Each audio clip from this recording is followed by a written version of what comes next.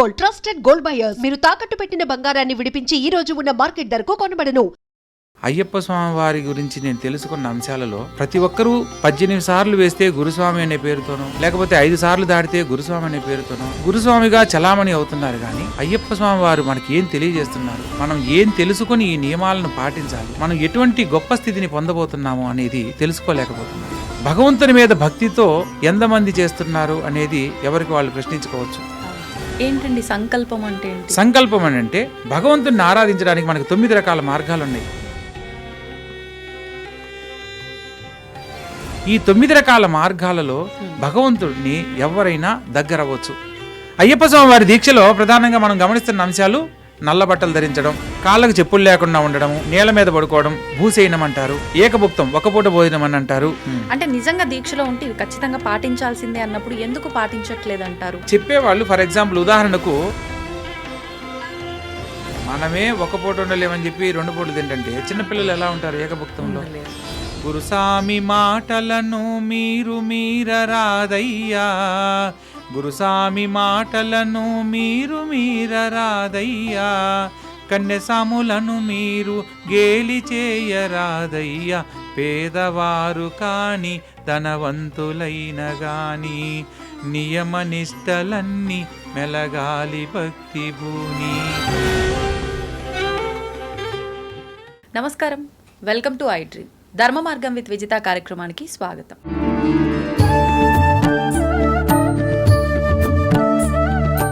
అయితే చాలామంది అయ్యప్ప స్వామి దీక్షలు వేసుకుంటూ ఉంటున్నారు. ప్రతి సంవత్సరము ఒక సంవత్సరం నుంచి ఇంకో సంవత్సరం మారే కొద్దీ అయ్యప్ప స్వామి భక్తులు, ముఖ్యంగా దీక్ష తీసుకునే భక్తులైతే ఎక్కువైపోతున్నారు. మరి అసలు ఎందుకు దీక్ష తీసుకుంటున్నారు? ఒక దీక్ష మనం స్వామికి సంబంధించి తీసుకుంటున్నప్పుడు అది మన స్వార్థం కోసమే ఎక్కువగా తీసుకోవటం అయితే చూస్తూ ఉన్నాం. అంటే వాళ్ళకున్న వ్యసనాలను మార్చుకోవడం కోసమా, లేకపోతే వాళ్ళకున్న కోరికలు తీరడం కోసమా? ఏ విధంగా మనం దీక్ష తీసుకున్నప్పటికీ నిజంగా ఒక దీక్ష తీసుకుంటున్నాము అనంటే ముందర అసలు స్వామి గురించి తెలుసుకోవడము, ఆ దీక్ష నియమాల గురించి తెలుసుకోవడము ముఖ్యం. ఆ తీసుకున్న తర్వాత ఖచ్చితంగా మనం తెలుసుకున్న విషయాల గురించి మనం ఆచరించడము ఇంకా ప్రధానము. కానీ ఈ ప్రస్తుత రోజుల్లో చూస్తుంటే ఇవన్నీ మనకు ఎక్కడా కనిపించట్లేదనే చెప్పాలి. అంటే అందరూ అలా చేస్తున్నారని కాదు, కొంతమంది మాత్రం ఈ దీక్ష నియమాలు ఖచ్చితంగా పాటించట్లేరు అని మాత్రమే చెప్పగలము. అసలు ఎందుకు ఇలా జరుగుతోంది, అసలు వాస్తవం ఏంటి, ఈ అయ్యప్ప దీక్ష వెనకాల ఎలాంటి ఆంతర్యం ఉంది, ఇవన్నీ కూడా ఇప్పుడు మాట్లాడి తెలుసుకోబోతున్నాం. ప్రస్తుతం మనతో పాటు ఉన్నారు జ్యోతిష్య, వాస్తు, సంఖ్యాశాస్త్ర నిపుణులు బ్రహ్మశ్రీ సాయి మోహన్ కుమార్ గారు. వారితో మాట్లాడి మరిన్ని విషయాలు తెలుసుకునే ప్రయత్నం చేద్దాం, ముఖ్యంగా అయ్యప్ప స్వామి దీక్షలకు సంబంధించి. నమస్కారం గురుగారు. నమస్తే అమ్మ, శుభమస్తు. శ్రీమన్మహాగణాధిపతయే నమః. అయ్యప్ప స్వామి భక్తులకు, శ్రోతలకు, వీక్షకులకు పేరు పేరున ప్రతి ఒక్కరికి అయ్యప్ప స్వామి అనుగ్రహం సంపూర్ణంగా కలగాలని కోరుకుంటూ ఈ యొక్క కార్యక్రమాన్ని ప్రారంభిద్దాం. గురుగారు, నేను వినడం జరిగింది మీరు చాలా అంటే గత కొన్ని సంవత్సరాలుగా దాదాపు ఒక 20-30 సంవత్సరాల నుంచి అయ్యప్ప దీక్ష తీసుకోవడం జరిగింది అని చెప్పి. అంటే ప్రస్తుతం చూస్తున్నాం ఒక 4 సంవత్సరాలు 5 సంవత్సరాలు దీక్ష తీసుకున్నారు అని అంటే ఇంకంతా మాకు తెలుసు, మేము ఒక గురుస్వామి కిందట మేము ఇప్పుడు ఉన్నాము అని చెప్పి నిజంగా ఒక గురుస్వామి హోదాలో ఉన్నారు అని అంటే వాళ్ళ దగ్గర ఉండే ఆ నిదానం కానివ్వండి, ఆ జ్ఞానం కానివ్వండి ప్రజలకు ఉపయోగపడేలా ఉండాలి. కానీ అలాంటి గురుస్వాములని ఇప్పుడు చాలా తక్కువగా చూస్తున్నాం. మీరు ఇన్నిసార్లు మాల వేసుకున్నారు, మరి ఇన్నిసార్లు దీక్ష తీసుకున్నారు, మీ దగ్గర నాకైతే ఆ ఒక యాటిట్యూడ్ అనేది ఎక్కడా కనిపించలేదు. అసలు ఎన్నిసార్లు మీరు మాల వేసుకోవడం జరిగింది? ఇప్పటికమ్మా నేను మొట్టమొదట నాకు 11వ ఏట నేను అయ్యప్ప దీక్షను ప్రారంభించాను. ఇప్పటికీ లాస్ట్ ఇయర్ తోటి 31 సంవత్సరం నా యొక్క దీక్ష పూర్తయింది. అందులో 18 సార్లు పెద్ద పాదంలో స్వామివారి దర్శనానికి వెళ్ళడం జరిగింది. మిగిలినవి మండల పూజలకు, కొన్ని మెట్ల పూజకు వెళ్ళడం జరిగింది. స్వామివారి అయ్యప్ప దీక్షలో ప్రతి సంవత్సరం నేను ఒక కొత్త అనుభూతిని, కొత్త అనుభవాన్ని తెలుసుకుంటూ ఉన్నాను. అందువల్ల ఆ స్వామి మీద ఉన్న నాకున్న భక్తికి ఒకటి మధ్యలో మా నాన్నగారు 2003లో కాలం చేశారు. ఆ సందర్భంలో ఒకసారి దీక్ష వేసుకోలేకపోయాను.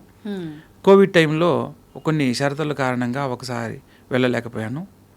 ఇప్పటికీ 31 సంవత్సరం పూర్తి చేసిన కాలంలో అయ్యప్ప స్వామి వారి గురించి నేను తెలుసుకున్న అంశాలలో ప్రతి ఒక్కరూ ఇంకా తెలుసుకోవాల్సింది ఎంతో ఉంది. వీళ్ళు 18 సార్లు వేస్తే గురుస్వామి అనే పేరుతోనో, లేకపోతే 5 సార్లు దాటితే గురుస్వామి అనే పేరుతోనో గురుస్వామిగా చలామణి అవుతున్నారు. కానీ అయ్యప్ప స్వామి వారు మనకి ఏం తెలియజేస్తున్నారు, మనం ఏం తెలుసుకొని ఈ నియమాలను పాటించాలి, ఈ నియమాలను పాటించడం వల్ల మనం ఎటువంటి గొప్ప స్థితిని పొందబోతున్నాము అనేది తెలుసుకోలేకపోతున్నారు. అవునండి. సో ఈ విషయాన్ని నా అనుభవంలో వివరంగా నేను తెలుసుకున్నది ప్రతి ఒక్కరికి తెలియజేసి ప్రతి ఒక్కరిని మార్గంలో వాళ్ళు ఎంచుకొని దీక్ష తీసుకునే సందర్భాలలో ఖచ్చితంగా ఒక నియమాన్ని ఆచరిస్తారనేది నేను సంకల్పంగా చెప్పగలను. మనం ఎప్పుడైతే ఒక భక్తిభావంతో చేసే ప్రతి పనికి భగవంతుడు మనల్ని అనుగ్రహించడానికి ఎప్పుడు మనతోనే ఉంటాడమ్మా. ప్రస్తుత కాలంలో ప్రతి ఒక్కరూ వారి వారి అవసరాల నిమిత్తం ఏదో ఒక కోరికతో మనం ఈ పూజ చేస్తే మనకి ఈ ఫలితం వస్తుంది అని అంటే చేస్తారు, కానీ లేదంటే అసలు ఏది చెయ్యరు. అవునండి. ఖచ్చితంగా. ఎందుకంటే లక్ష్మీదేవి పూజకు మన ధనత్రయోదశి వచ్చింది. లక్ష్మీదేవికి ఆ రోజు ఉప్పు దీపం పెడితే ఒక ఫలితం అని, లేదా ఈ మనం అమ్మవారికి వాడే పూజకు ఉపయోగించే నూనె కానీ నెయ్యి కానీ అందులో 3 రకాల నూనెలు కలిపి యాలకులు లవంగాలు ఇవన్నీ వేసి చేస్తే ఈ ఫలితం వస్తుంది, ఆర్థికంగా వాళ్ళకి జీవితాంతం ఏ లోటు ఉండదని అంటే ప్రత్యేకంగా ఆ రోజు పూజలు చేస్తున్నారు. భగవంతుని మీద భక్తితో ఎంతమంది చేస్తున్నారు అనేది ఎవరికి వాళ్ళు ప్రశ్నించుకోవచ్చు. అవునండి. మనం ఎప్పుడూ కూడా భగవంతుణ్ణి ఆరాధించేటప్పుడు కోరికలతో భగవంతుణ్ణి ఆరాధించకూడదు. మనము ఒక సంకల్ప బలంతో భక్తిభావంతో స్వామిని ఆరాధించేటప్పుడు మనకు కావాల్సింది మనం అడగకుండా ఇస్తాడు. ఏంటండి సంకల్పం అంటే ఏంటి? సంకల్పం అని అంటే భగవంతుని ఆరాధించడానికి మనకు 9 రకాల మార్గాలు ఉన్నాయి. శ్రవణం, భగవంతుని గురించి వినడం ద్వారా, స్మరణం, భగవంతుని నామాన్ని తలచడం వల్ల, కీర్తనం, భగవంతుని యొక్క పాటల ద్వారా, దాస్యం, సేవకుల్లాగా, సఖ్యం, స్నేహితుల్లాగా, కుచేలుడు శ్రీకృష్ణ భగవంతుడిని తీసుకోవచ్చు, నామజపానికి సంబంధించి హనుమంతుల వారిని తీసుకోవచ్చు. శ్రీరాముల వారి కంటే ఆంజనేయ స్వామి వారే గొప్పవారని ఆయన రామనామ జపంలో ఆయన అటువంటి కీర్తిని పొందాడు.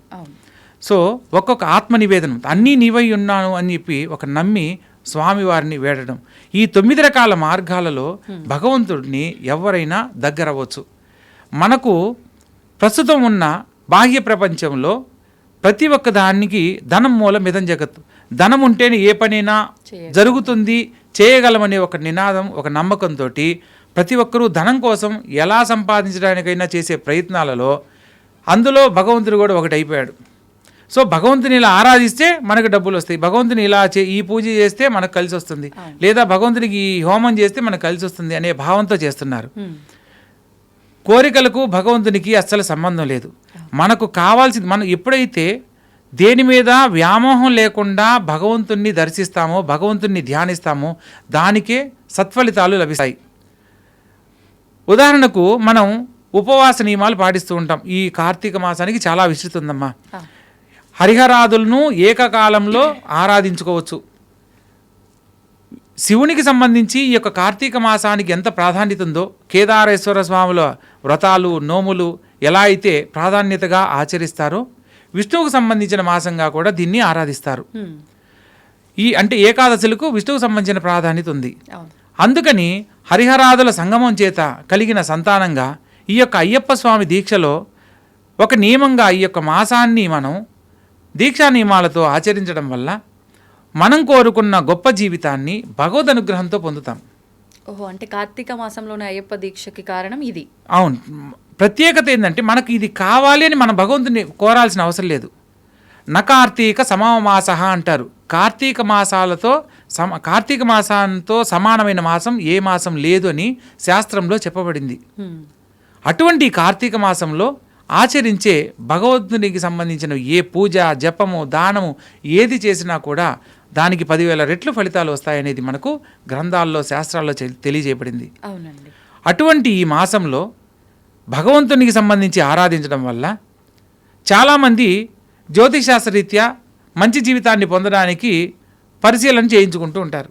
ఆ సందర్భంలో శని భగవంతుని యొక్క ప్రభావం తీవ్రంగా ఉన్నప్పుడు లగ్నంలో కానీ, ద్వితీయంలో కానీ, చతుర్థం కానీ, అర్ధాష్టమం ఉంటారు, అష్టమ శని కానీ, సప్తమ శని కానీ, ఇలా శని భగవంతుని యొక్క పరిస్థితులు జాతకంలో నడుస్తున్నా, ఏళ్ళనాటి శని ప్రభావంతో ఇబ్బంది పడుతున్నా వాళ్ళందరూ ఈ యొక్క అయ్యప్ప స్వామిని ఆరాధించడం వల్ల అనేక రకాల సమస్యల నుంచి బయటపడతారు అనేది ఈ అయ్యప్ప స్వామి వారి చరిత్రలో చెప్పబడింది. ఇక్కడ శని భగవంతునికి సంబంధించి అయ్యప్ప స్వామికి సంబంధించి సంబంధం ఏంటి అని మనకు సందేహం కలగాలి. అవునండి. ఇప్పుడు ఒక్కొక్క లక్ష్మీదేవిని ఆరాధిస్తే డబ్బులు వస్తాయి, డబ్బులు వస్తాయి. లేదా విష్ణుమూర్తిని ఆరాధిస్తే ఆయుష్ పెరుగుతుంది, ఈశ్వరుని ఆరాధిస్తే అపమృత్యు దోషాలు తొలగిపోతాయి. ఈ అయ్యప్ప స్వామికి సంబంధించి ఆరాధించడం వల్ల సమస్త శని బాధల నుంచి విముక్తి కలుగుతుంది. దీనికి అయ్యప్ప స్వామి వారి అవతార రహస్యం గురించి కొన్ని అంశాలు మనం తెలుసుకునే ప్రయత్నం చేస్తే అందులో శని భగవంతునికి ఎందుకు ప్రాధాన్యత ఇవ్వబడింది అనేది మనం తెలుసుకోవచ్చు. అయ్యప్ప స్వామి వారి దీక్షలో ప్రధానంగా మనం గమనిస్తున్న అంశాలు నల్ల బట్టలు ధరించడం, కాళ్ళకు చెప్పులు లేకుండా ఉండడము, నేల మీద పడుకోవడం, భూసేయనం అంటారు, ఏకభుక్తం ఒక పూట భోజనం అని అంటారు. ఇవన్నీ కూడా అయ్యప్ప స్వామి వారి దీక్షలో ప్రధానంగా ఆచరించవలసిన నియమ నిబంధనలు. అలాగే ఎందుకు ఆచరించాలి? కార్తీక మాసంలో ఈశ్వరునికి సంబంధించి ప్రతి సోమవారం కార్తీక సోమవారం పేరుతో ఈశ్వరుని ఆరాధించే క్రమంలో నక్తము అనే విధంగా ఉపవాసాన్ని ఆచరిస్తారు. అంటే నక్షత్ర దర్శనం చేసిన తర్వాత భుజించే ఆహారాన్ని నక్తము అంటారు. ఇది కార్తీక మాసంలో ఉపవాస నియమ పద్ధతి అన్నమాట.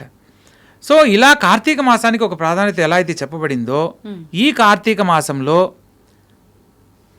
ప్రతి ఒక్కరి జీవితంలో ఎన్నో రకాల సమస్యలతో ఇబ్బంది పడేటప్పుడు వాళ్ళకై వాళ్ళు కొన్ని నియమ నిబంధనలు పెట్టుకొని వాళ్ళ యొక్క కోరికలను తెంచుకోవడం, అంటే దేని మీద వ్యామోహం లేని జీవితాన్ని పొందుతూ భగవంతుని దగ్గరగా గనక ధ్యానించినప్పుడు మన జీవితానికి ఏం కావాలో అవి భగవంతుని అనుగ్రహంతో లభిస్తాయి. అందుకు ప్రధానంగా అయ్యప్ప స్వామి వారి దీక్షలో చాలామంది ఎన్నో రకాల సత్ఫలితాలు పొందిన వాళ్ళు ఉన్నారు. పూర్వకాలంలో పంపానదిలో స్నానమాచరించిన, భస్మకులంలో స్నానమాచరించిన దీర్ఘకాలిక అనారోగ్యాల సైతం నయమయ్యేవి. మనం అయ్యప్ప స్వామి వారి పాత చరిత్రకు సంబంధించిన పుస్తకాలు గనక తెలుసుకునే ప్రయత్నం చేసిన, 40-50 సార్లు వెళ్ళిన గురుస్వాములుగా ఉన్న వాళ్ళను మనం ప్రశ్నించిన వాళ్ళ యొక్క అనుభవంలో వాళ్ళు చూసినవి మనం వివరంగా తెలుసుకోవచ్చు. స్వామివారి పూజకు మొత్తం అంతా కూడా తాంత్రిక విధానంలో జరుగుతుంది. అయ్యప్ప స్వామి పూజ మొత్తం తాంత్రిక విధానంలో జరుగుతుంది. ఎందుకనండి? ఇక్కడ మన సాంప్రదాయంలో మంత్రము, యంత్రము అనేది ఎంత ప్రామాణికమో అక్కడ తాంత్రికం అనేది, తంత్రశాస్త్రం అనేది అంత ప్రామాణికం అన్నమాట. మనం ఆచరించేది సాత్విక రూపంలో ఇదంతా దక్షిణాయనము, ఇట్లా ఇలాంటి పూజలు అంటుంటారు. మరి అవి తాంత్రికము అని అంటే దక్షిణాచారం కాదా? అంటే ఆచరించే విధానంలో తాంత్రిక పద్ధతిని ఆచరిస్తారనమాట. ముద్రల ద్వారా స్వామిని ఆవాహన చేస్తారు. మనకు మంత్రం అంటారు, మననాత్రా అయితే ఇది మంత్ర అంటారు. ఒక అక్షరాన్ని పదే పదే చదివితే అది మంత్రం అవుతుంది. ఓం నమ శివాయ అనేది శివపంచాక్షరి మంత్రం, ఓం నమో నారాయణాయ అష్టాక్షరి మంత్రం. అట్లా ఒక్కొక్క భగవంతునికి సంబంధించి ఒక్కొక్క నామాన్ని మనం పదే పదే చదవడం వల్ల ఆ మంత్రం అనేది మంత్రంగా మారి దానికి ఒక విశిష్టత వల్ల ఆ మనిషి జీవితానికి ఏదైతే కావాలనో అవి సంపూర్ణంగా లభిస్తాయి. ఇక యంత్ర పద్ధతిలో మంత్రం చదవలేని వాడి గురించి ఒక యంత్రానికి శక్తిని ధారపోసి ఆ యంత్రాన్ని పూజించడం వల్ల ఏ కుటుంబ సభ్యులు పూజిస్తారో వారికి కావాల్సిన అన్ని రకాల సకల భోగభాగ్యాలను పొందవచ్చు. ఇక మూడవది తంత్రం, తర్పణాత్రాయితే ఇది తంత్ర అంటారు. దీనికి మంత్రం అనేది ఉండదమ్మా. భగవత్ప్రీతికి సంబంధించింది ఏదైనా కూడా మనము తాంత్రిక విధానంలో ఆచరించే వాటికి త్వరగా ఫలితాలు వస్తాయి. ఉదాహరణకు పితృదేవతలు, మన పెద్దవాళ్ళకి సంబంధించిన ఏదైనా కర్మకృతువులు చేసేటప్పుడు యజ్ఞయాగాది కృతువులు ఎన్ని చేసినా చివరిలో పిండ ప్రధానం అనేది నీటిలో ఇలా వదులుతారు. తిలలతో ఏర్పాటు చేసిన ప్రసాద నైవేద్యాన్ని పితృదేవతలకు అర్పిస్తారు. సో అలా చేయడం వల్ల పితృదేవతలకు అది నేరుగా చేరుతుంది, వారికి స్వర్గారోహణ ప్రాప్తి కలుగుతుంది. ఆ యొక్క కుటుంబ సభ్యులకు పితృదేవతల ఆశీస్సులు లభిస్తాయన్నమాట. ఇక్కడ యజ్ఞయాగాది కృతులు ఎన్ని చేసినా చివరిలో తర్పణ సిద్ధాంతంలో ఆచరించిన విధానానికే ప్రాధాన్యత ఉంటుంది. ఇప్పుడు ఉదాహరణకు ఒక బ్రాహ్మణుడు నేరుగా వచ్చి దక్షిణ తీసుకున్నాడు అనుకోండి, అంటే వాయనం ప్రకారం మీరు ఇచ్చింది ఆయన తీసుకుంటున్నాడు అనుకోండి, మహా అంటే మీరు ఎంత ఇస్తారమ్మా దక్షిణ? ఎంత? 116లో ఒక 500, 1000 రూపాయలు అనుకుందాం. 1000 రూపాయలు ఇస్తారు. అదే ఒక బ్రాహ్మణుడికి నెల మొత్తం జీవితం గడవాలి అంటే మీరు ఇచ్చిన 1000 రూపాయలతో జరిగిపోతుందా? సో శాస్త్ర ప్రామాణికంగా కొన్ని మంత్రాల రూపంలోనూ, యజ్ఞాల రూపంలోనూ, యాగాల రూపంలో ఇక్కడ మనం పితృకర్మలు ఆచరించినప్పుడు 10 మందికి భోక్తలుగా కూర్చోబెట్టి వాళ్ళకి భోజనం పెట్టాలి. మహేశ్వరులుగా కూర్చోబెట్టి భోజనం పెడతారు. అలాగా బ్రాహ్మణులకు ఆ కుటుంబ సభ్యుల వాళ్ళను మహేశ్వరులుగా భావించి చేస్తుంటారు. సో ఇటువంటి సందర్భంలో బ్రాహ్మణులకి అన్న సంతర్పణ అనేది ఏర్పాటు చేస్తే పితృదేవతలకు ఆత్మశాంతి కలుగుతుంది. సో ఇక్కడ పూజ అనే విధానంలో ఈ యజ్ఞయాగాది క్రతువులు కూడా చేసినప్పుడు వాటికి కావాల్సిన సమిధలు అయితేనేమి, యజ్ఞానికి సంబంధించిన వస్తువులు అన్నీ తెచ్చుకోవడానికి ఉదాహరణకు 30-40 వేలు ఖర్చు కూడా ఏర్పడుతుంది. సో దానివల్ల ఒక బ్రాహ్మణుడికి మనం సంపూర్ణంగా వారి యొక్క జీవన విధానానికి మనం సహాయం చేసిన వాళ్ళం అవుతాం. వాళ్ళు సంతృప్తిగా తీసుకొని వాళ్ళు ఏదైతే ఆశీర్వచనం చేస్తారో పితృదేవతల ఆశీస్సులు కూడా మనకు లభిస్తాయి. ఈ సాంప్రదాయంలో దీన్ని ఆచరించేవాళ్ళు. సో తాంత్రిక విధానంలో యజ్ఞం చేస్తున్నారనుకోండి, శని భగవంతుని ప్రీతికరమైన యజ్ఞం చేసేటప్పుడు నువ్వులు అందులో హవనం చేస్తూ ఋత్విక్కులు యాగం చేయడం జరుగుతుంది. అదేవిధంగా గణపతికి సంబంధించి అనుకోండి, చెరుకు బెల్లం వేస్తూ ఉంటారు. సో అమ్మవారికి సంబంధించినవి ఏదైనా ప్రత్యంగిర అమ్మవారు అనుకోండి, మిరపకాయలతో హవనం చేస్తారు. సో ఒక్కొక్క గ్రహప్రీతికి సంబంధించిన ధాన్యంతో హవనం చేయడం వల్ల మనం ఆ యొక్క సత్ఫలితాలు పొందుతున్నాము అంటే తాంత్రిక విధానంలో అది త్వరగా లభిస్తుంది. అంటే ఇది కూడా దాంట్లో తాంత్రిక విధానం అనమాట. సో అట్లా అయ్యప్ప స్వామివారి పూజలన్నీ కూడా మంత్ర ఉచ్చారణ లేకుండా ముద్రలతోటి స్వామివారిని ఆవాహన చేయడము, స్వామివారికి చేయవలసిన షోడశ ఉపచారాలన్నీ ఆ పద్ధతిలో చేయడం జరుగుతుందన్నమాట. ఇది కేరళ సాంప్రదాయం. కానీ మీరు చెప్పినట్టుగా ముద్రల రూపంలో అంటే ఏమో ఎక్కడ చూసినట్టే అనిపించలే. అంటే ఇప్పుడు దీక్షలు తీసుకున్న అయ్యప్ప భక్తులు ఈ ముద్రల రూపంలో స్వామిని ధ్యానిస్తున్నట్టయితే ఎక్కడ చూసినట్టు అయితే మన కేరళలో ఉన్న అర్చకులు, వేద పండితులు ఎవరైతే ఉన్నారో వాళ్ళని మనం పూజకు పిలిచి ఇక్కడ చేయించే విధానంలో వాళ్ళంతా ముద్రలతోనే చేస్తారమ్మా. ఇప్పుడు ఉదాహరణకు శివలింగ ముద్ర అంటారు. ఇది ఈ మధ్యలో శివలింగాకారము, ఈ చుట్టూ అయిందంటే ఇది పానవట్టం లాగా ఈశ్వరుని. అవునమ్మా, ఇది శివలింగం లాగా, ఇవి పానవట్టం లాగా. సో ఇలా ఈశ్వరుడి ముందు గనక మనం ధ్యానించినట్లయితే ఈశ్వర అనుగ్రహాన్ని త్వరగా పొందుతాం. లేకపోతే అనుగ్రహించడని కాదు, ముద్రల ద్వారా తాంత్రిక విధానంలో ఇది ఒక పద్ధతి. ఇప్పుడు మనం ఓం నమస్తే అస్తు భగవాన్ విశ్వేశ్వరాయ మహాదేవాయ త్రయంబకాయ త్రిపురాంతకాయ త్రికాలాగ్ని కాలాయ కాలాగ్ని రుద్రాయ నీలకంఠాయ మృత్యుంజయాయ సర్వేశ్వరాయ సదాశివాయ శ్రీమన్మహాదేవాయ నమః అంటే ఈశ్వరుణ్ణి మనం ఆధీనంలో స్వామివారిని ధ్యానిస్తూ స్వామివారిని మనం వేడుకోవడం. ఎప్పుడైతే ఒక భక్తిభావంతో ఈశ్వరుడు అక్కడ శివలింగం లేకపోయినా పర్వాలేదు, ముద్రల ద్వారా నువ్వు ఆ యొక్క స్థితిని పొందవచ్చు. మీరు రీసెంట్లీ ఒకటి మిరా ఏదో సినిమా వచ్చింది కదా, దాంట్లో కూడా గత జన్మకు సంబంధించిన కొన్ని తెలుసుకోవడానికి ముద్రలను ఆధారం చేసుకొని చేయడం జరుగుతుంది. అవునండి, అవును. సో అమ్మవారిని ఆరాధించేటప్పుడు యోని ముద్ర ఇట్లా రివర్స్లో ఇలా పెట్టి అమ్మవారిని ధ్యానిస్తారు. ఒక్కొక్క ముద్రకి ఒక్కొక్క ప్రాధాన్యత ఉంది. సో ఆ యొక్క సిద్ధిని త్వరగా పొందవచ్చు. ఇప్పుడు అంటే ఈ యొక్క ఆచరణ విధానంలో ప్రాంతీయతను బట్టి కొన్ని మార్పులు అనేవి జరుగుతుంటాయి అన్నమాట. ప్రధానంగా మనం ఇప్పుడు అయ్యప్ప స్వామివారి దీక్షా నియమాలలో ప్రధానంగా నల్ల బట్టలు ధరించాలి, ఏకభుక్తం భుజించాలి, భూసేనం చేయాలి, పరస్త్రీని మాత అని సంబోధించాలి. ఈవెన్ తన కుటుంబ సభ్యులైనా కూడా స్త్రీ ధర్మంలో మాత అనే సంబోధిస్తూ పలకాలి. ఇవన్నీ నియమాలు ఎందుకు పెట్టారనంటే అయ్యప్ప స్వామి వారి చరిత్రలో ఒకానొక సందర్భంలో అయ్యప్ప స్వామి భక్తుడు శని భగవంతుని యొక్క బాధలతో ఇబ్బంది పడుతూ ఉంటాడు. ఆ సందర్భంలో అయ్యప్ప స్వామి ఎందుకు నాయన నువ్వు ఇలా భక్తుల్ని పట్టి పీడించడము అని చెప్పి అడగడం జరుగుతుంది. ఆ సందర్భంలో ఎవరెవరి విధి ధర్మం ప్రకారము నాకు ఇచ్చిన ధర్మాన్ని నేను ఆచరిస్తున్నాను స్వామి అని అంటాడనమాట. అంటే ఏంటి నీ ధర్మము అని అంటే, యముడు మనిషి కాలం చేసిన తర్వాత తనకు విధించాల్సిన శిక్షలకు ఆయన ఎటువంటి అధికారం కలిగి ఉంటాడో, ఒక మనిషి జీవితంలో శని భగవంతునికి సంబంధించిన ఒక సమయంలో నేను అతన్ని ఇబ్బంది పెట్టాలి అనేది నాకు నియమింపబడిన విధానం. అందులో ప్రామాణికంగా నేను చేసే పనులు కోటీశ్వరుడుగా ఉన్నవాడిని కటిక దారిద్ర్యంలోకి తీసుకొస్తాను. అదేవిధంగా 3 పూట్ల తినేవాడికి తిండి లేకుండా చేస్తాను. మంచి మంచి బట్టలు ధరించి గొప్ప జీవితాన్ని ఆనందంగా అనుభవించేవాడికి బట్టలే లేకుండా చేస్తాను. అంటే వాడి జీవితం మైలపడేలా చేస్తాను. లేదా కుటుంబంలో సంతోషంగా ఉంటే వాళ్ళ మధ్య తగువులు ఏర్పాటు చేస్తాను. దాంపత్య జీవితంలో ఆనందంగా ఉన్న వాళ్ళ మధ్య కొన్ని సమస్యలు తలెత్తేలా చేయగలను. ఇలా కొన్ని చెప్పడం జరుగుతుందన్నమాట. అయితే ఈ రోజు నుంచి నా భక్తుల జోలికి మీరు ఏనాటికి రాకూడదు అని చెప్పంటాడనమాట. అదెలా కుదురుతుంది స్వామి, నా ధర్మం ప్రకారం నేను ఆచరించే విధానంలో అదెలా కుదురుతుంది అని అన్నప్పుడు నీ మొదటి నియమం ఏంటి అని అంటాడు. ఇప్పుడు అన్ని రాజభోగాలు అనుభవించేవాడికి ఏమీ లేకుండా చేస్తాను అని అంటాడు. అంటే ఏమీ లేనివాడు ఎక్కడుంటాడు? వీధిని పాలై ఉంటాడు. లేదా వాడి గాలి, ఎండ, వాన, చలి అన్నీ సమానంగా ఉంటాయి. సో ఈ యొక్క కార్తీక మాసంలో విపరీతమైన చలి అనేది ఎక్కువగా ఉంటుంది. తనను తాను అంటే శిక్షించుకోవడం ఒక రకంగా. తెల్లవారుజామున బ్రహ్మముహూర్త సమయంలో లేచి చన్నీటి స్నానం ఆచరిస్తారు. ఇప్పుడు మంచి రాజభోగాలు అనుభవించేవాడు లేపినా లేవడు, 9 అయినా 10 అయినా లేపినా లేవడు. అటువంటి వాడిని నువ్వు తెల్లవారుజామున 3 గంటలు లేచి స్నానం చేయమంటే ఎవరు చేస్తారు? కానీ నీ మీద భక్తితో నన్ను ఆరాధిస్తూ ఇలా తెల్లవారుజామున లేచి బ్రహ్మముహూర్తంలో స్నానం ఆచరించడం జరుగుతుంది.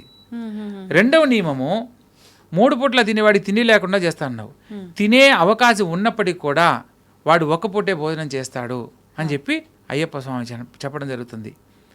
తరువాత రాజభోగాలు హంపశైల మీద చేయనించేవాడికి అవన్నీ లేకుండా చేస్తాను అని అంటాడు. ఎన్ని రాజభోగాలు అనుభవించే అవకాశం ఉన్నప్పటికీ భూసేనమే చేస్తారు, నేల మీద మాత్రమే పడుకుంటారు అని చెప్పని అంటాడు. రాజభోగాలు అనుభవించేటప్పుడు మనం పాదరక్షలు రకరకాలుగా ధరిస్తాం. కానీ మనల్ని మనం శిక్షించుకోవడం అంటే రాళ్లలో నడవడమే. ఇప్పుడు దారిద్ర్యంలో ఎదురవడం అన్నీ ఉన్నప్పుడు మనం అన్నీ అనుభవిస్తాం. కానీ దారిద్ర్యానికి సంకేతం అన్నీ ఏమీ లేకపోవడం. సో ఉన్నా కూడా వాటిని వదులుకోవడం, మనల్ని మనం శిక్షించుకోవడం. సో అలా పాదరక్షలు లేకుండా నడవడం చేస్తారు అని చెప్పని అయ్యప్ప స్వామి చెప్పడం జరుగుతుంది. ఆ తర్వాత దాంపత్య జీవితంలో గొడవలు ఏర్పాటు చేస్తానని అంటాడు. అయితే కళ్యాణ జీవితంలో ఉన్నవాళ్ళు, పెళ్ళైన వాళ్ళు, వివాహితులైన వాళ్ళు కూడా నా యొక్క దీక్ష తీసుకున్న వాళ్ళు బ్రహ్మచర్య వ్రత దీక్షను ఆచరిస్తారు అని అంటాడు. పైగా తన భార్య అయినా సరే కుటుంబ సభ్యులందరినీ మాత అని సంబోధించడం జరుగుతుంది అని చెప్పి చెప్పడం జరుగుతుంది అనమాట. తదుపరి అన్ని భోగాలు అనుభవించేవాడికి ఏమీ లేకుండా చేస్తాను అని అంటాడు. సో దేని మీద వ్యామోహం లేకుండా నిత్యము నా నామస్మరణతోనే కాలాన్ని గడుపుతూ ఉంటారు అని చెప్పేసి చెప్తారనమాట.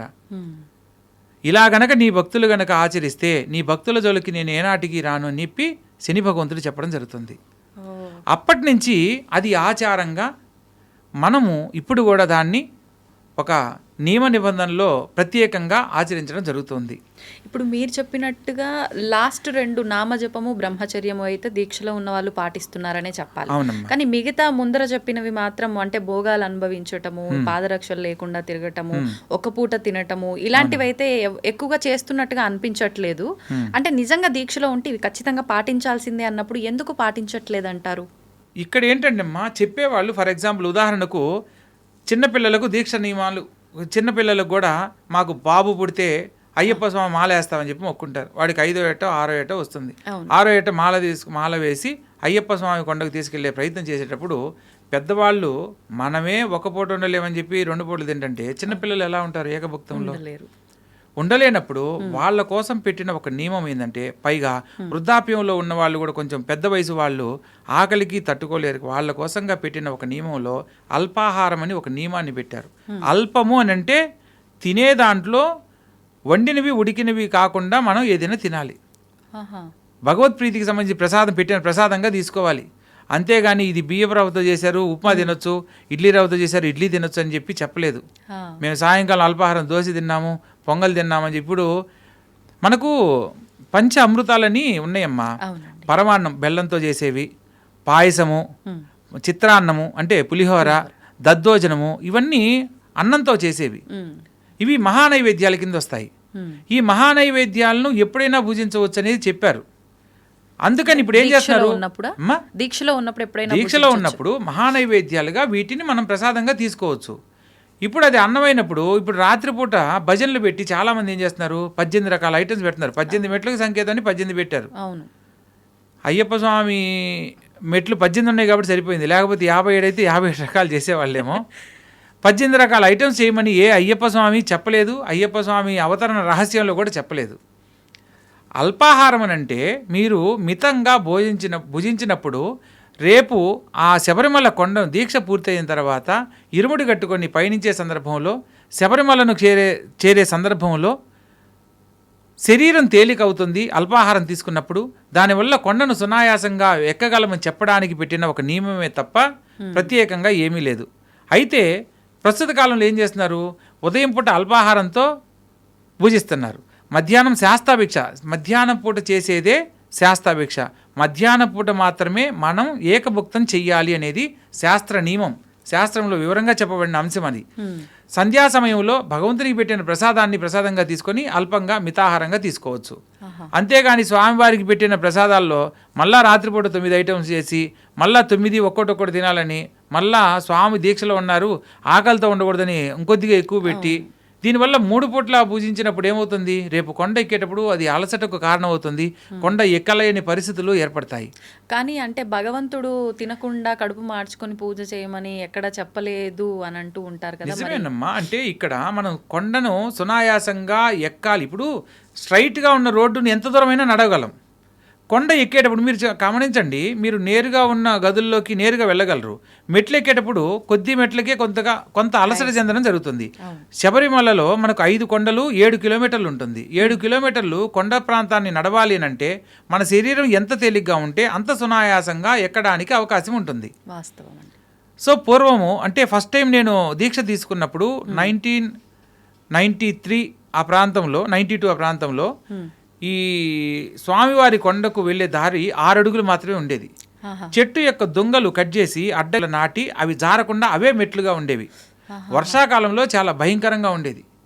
అంటే జారి పడితే ఇటు లోయే అటు లోయే. ఇప్పుడన్నా కొన్ని సర్వీసెస్ అన్ని గవర్నమెంట్ ఏదో కొన్ని ప్రొవైడ్ చేస్తూ ఉంది వసతులన్నీ. ఒకప్పుడు అసలు ఏమీ లేవు. మనము ఇరుముడిలో బియ్యం వేసేదానికి ఒక ఆంతర్యం ఉంది. ఏంటండి అది?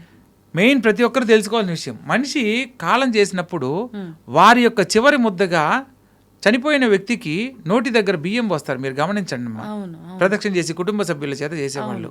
పూర్వకాలంలో అటవీ ప్రాంతం అది, మొత్తం వన్యమృగాలు తిరిగేవి.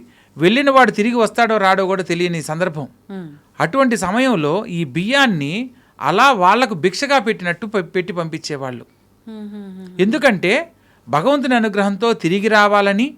సో ఒకవేళ వాళ్ళ కుటుంబ సభ్యులకు సంబంధించి ఏది నోచుకోలేకపోయామనే ఆలోచన కలగకుండా ఉండడానికి ఈ నియమాన్ని పెట్టడం జరిగింది. పూర్వకాలంలో ఈ యొక్క ఇరుముడి అంటే 2 వైపులా కలిగిన ముడి. ఒకవైపు యాత్ర సమయంలో ఈ యొక్క అటవీ మార్గంలో వెళ్ళే సందర్భంలో ఆకలికి మనం తీసుకుని వెళ్ళిన పదార్థాలే ఒకవైపు ఉండేవి. 2వ ముడిలో అయ్యప్ప స్వామికి సమర్పించే పూజా ద్రవ్యములు ఉండేవన్నమాట. కానీ పంబా నది దగ్గరికి వెళ్ళిన తర్వాత పంబ సద్య అని చెప్పి చేసేవాళ్ళు. ఇరుముడిని ఇప్పి గురుస్వామి ఆధ్వర్యంలో ఇరుముడి ఇప్పిన తర్వాత స్నానం ఆచరించి పంబా నదిలో భజనా కార్యక్రమాలన్నీ పూర్తి చేసుకొని పంబయ్యలు వెళ్ళక్కుంటారు. అక్కడ సంధ్యా సమయంలో ఒక త్రిభుజాకారంలో వెదురు కర్రలతోటి దీపాన్ని వెలిగించి ఆ పంబా నదిలో వదిలేవాళ్ళు అనమాట. పూర్వకాలం ఈ లైట్లు ఇవన్నీ ఏం లేవమ్మా. సో అక్కడ ఈ దీపపు కాంతులతోనే మనం అక్కడ మార్గ మధ్యాన్ని తెలుసుకునేవాళ్ళు. అలా ఒక సాంప్రదాయం ఉండేది. కాలక్రమేణా భక్తులు పెరిగేసరికి అనేది ఇప్పుడు కూడా ఉందా? కొందరు చేస్తున్నారమ్మా, దాని గురించి తెలిసిన వాళ్ళు. సో ఒక 40 సార్లు 50 సార్లు వెళ్ళిన వాళ్ళు దాన్ని ఆచరిస్తున్నారు, కానీ అందరూ దాన్ని ఆచరించట్లేదు. ఎందుకంటే వసతులు, ఒకప్పుడు ఇంతమంది భక్తులు ఉండేవాళ్ళు కాదు, వెళ్ళాలంటేనే భయపడేవాళ్ళు, అయ్యప్ప స్వామి దీక్ష తీసుకోవాలన్నా భయపడేవాళ్ళు. ఒకవేళ అయ్యప్ప స్వామి మాలధారణ చేసి ఎవరైనా ఎదురొస్తున్నారంటే స్త్రీ పక్కకు వెళ్ళిపోయేవాళ్ళు. అయ్యో అయ్యప్ప స్వామి వస్తున్నారు, దీక్షలో ఉన్నారని మైల తగలకూడదనే భావంతో, వాళ్ళకి ఏ ఆలోచన కలగకూడదనే భావంతో పక్కకి వెళ్ళిపోయేవాళ్ళు. అంత నిష్టగా చేసి అంత నియమ నిబంధనలు ఉండేవి. కానీ ప్రస్తుత కాలంలో ఏంటి, అయ్యప్ప స్వామి దీక్షలు వేసుకున్నాడు, నువ్వు రా నేను తీసుకుపోతానని చెప్పి బండి మీద ఎక్కించుకొని తీసుకుపోతా ఉండడం జరుగుతుంది. ఇంకొకటి పంబా నది అన్నారు కాబట్టి అక్కడ దీపాలు వదిలే విధానం కూడా ఉంది అని చెప్పి అన్నారు. అదే పంబైలు విలక్కు పేరుతో ఈ యొక్క ఆచారాన్ని చేస్తూ ఉంటారనమాట. ఆ దీపాల వరుస అదొక వేడుకగా చేసేవాళ్ళు. ఈ యొక్క అంటే దీపావళి సమీపంలోనే ఈ యొక్క దీక్షధారణ స్టార్ట్ అయ్యేది కాబట్టి, సో ఆ నియమాలను ఈ కార్తీక మాసంలో దీపాలు వెలిగించేదానికి ఒక ప్రత్యేకత ఉంది కాబట్టి అక్కడ పంబైలు వెలక్కు అనే పేరుతో దీపాల వరుసను ఆ నీటిలో పంబా నదిలో వదిలేవాళ్ళు అనమాట. ఓకే. ఇప్పుడు చాలా రకాల ఆచారాలు అయితే ఉన్నట్టుగా అనిపిస్తోంది మీరు ముందర వేసుకున్నప్పటి నుంచి అవునమ్మా. ఇప్పుడు ప్రస్తుతం చూస్తే. అవునమ్మా. అసలు అలా నిజంగా ఎన్ని ఆచారాలు ఉన్నాయి? ఒక్కసారి అయ్యప్ప దీక్ష తీసుకుంటే ఇక్కడ మొదలుపెట్టి వెళ్ళి మనం ఆ ఇడుముడి సమర్పించుకునే వరకు కూడా అండి? ప్రధానంగా అమ్మ మంచి ప్రశ్న వేశారు. అయ్యప్ప స్వామి వారి దీక్షలో మనం ఏది తెలుసుకోవాలనుకున్నా కూడా శరణ ఘోషలో ఉన్న ఆంతర్యం తెలుసుకోవాలి. ప్రతి ఒక్క భగవంతునికి అష్టోత్తరం ఎలా అయితే ఉందో అయ్యప్ప స్వామికి కూడా అష్టోత్తరం అలాగే ఉంది. దానితో పాటు శరణ ఘోష అని ఒక 108 నామాలను కూడా తెలియజేయడం జరిగింది. ఇందులో అయ్యప్ప స్వామి వారి ఆలయానికి వెళ్ళే మార్గానికి సంబంధించిన ఏ ఊర్లు అయితే మనం దాటుతూ ఉంటామో అవి అళదా నది నుంచి వరుస క్రమంలో ఉంటాయన్నమాట. స్వామివారిని దర్శించి మరలా ఆ మకర జ్యోతి దర్శనం వరకు ఒక ప్రామాణికంగా చెప్పబడిన విధానం ఉంటుందన్నమాట. మనకు అళదా నదియే అనే ఒక శరణఘోష దగ్గర నుంచి కనుక అయ్యప్ప స్వామివారి శరణఘోషను కనుక మనం ప్రయత్నం చేస్తే అళదా నదియే ఈ శరణమయ్యప్ప, అళదా మేడే ఈ శరణమయ్యప్ప, కలిడం కుండ్రమే ఈ శరణమయ్యప్ప, కరిమలై ఏట్రమే ఈ శరణమయ్యప్ప, కరిమలై ఇరక్కమే ఈ శరణమయ్యప్ప. ఈ కరిమల అనేది విపరీతమైన భయంకరమైన అడవి, భయంకరమైన ఎత్తు. అంటే మనం పైకి ఎక్కేటప్పుడు చెట్లు వేర్లతోటి భయంకరమైన రాళ్లతోటి దాటడం జరుగుతుందమ్మా. ప్రతి ఒక్కరూ ఈ యొక్క కరిమలు ఎక్కేటప్పుడు ఎందుకు వచ్చానా నేను అని బాధపడిన సన్నివేశాలు కొన్ని వందల మంది జీవితాల్లో ఒక ఆలోచనగా మిగిలిపోయింది. కానీ వేల్మణి గారని తమిళ సింగరు ఒక అతను పాడిన పాటలు కూడా కరిమల ఎక్కుట కఠినం కఠినం కాపాడుటకు రావయ్యో అని పాడడం కూడా జరిగింది. ఎందుకంటే అంత కఠినంగా ఉన్న విషయాన్ని మనం ఎప్పుడైతే అయ్యప్ప స్వామి వారి నామాన్ని శరణఘోష చెబుతూ ఎప్పుడైతే మనం ప్రయత్నం చేస్తామో అది అవలీలగా ఆ యొక్క కరిమల ఎక్కడం జరుగుతుంది. కరిమల ఏట్రం, కరిమల ఇరక్కం, కరిమల కొండ ఎక్కిన తర్వాత మళ్ళీ దాన్ని ఒక దాటడం చాలా కష్టం. ఆ కొండ దిగి మళ్ళా పెరియానవట్టం అంటే పెద్ద పెద్ద ఏనుగులు సమూహం ఉండే ప్రదేశం. తర్వాత చెరియానవట్టం, చిన్న ఏనుగుల గుంపు ఉండే సమూహం అనమాట. ఆ తర్వాత పెరియానవట్టం, చెరియానవట్టం, పంబానది, ఇవన్నీ దాటిన తర్వాత పంబానది వరకు వస్తాం. ఇది ఎరిమేలిలో యాత్ర ప్రారంభమైనప్పుడు మనం మొట్టమొదటిగా అళదా నదిలో ఎరిమేలిలో స్నానం ఆచరించి బయలుదేరుతాము. తరువాత స్నానము అళదా నదిలో చేస్తాం.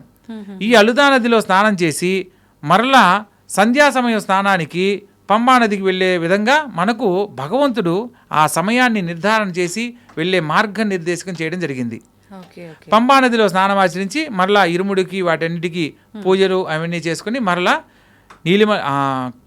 పంబైల వెలకు, నీలిమల ఎట్రం, అప్పాచిమేడు, శబరిపీఠం, శరంగుత్తియాలే, బస్మొక్కలమే, ఇలా నీలిమల ఎట్రం, నీలిమల ఎక్కుతాం, తర్వాత అప్పాచిమేడు, తర్వాత శబరిపీఠం, శబరిని అనుగ్రహించిన ప్రదేశం, ఆ తర్వాత శరంగుత్తియాలే, శరముల గుత్తి.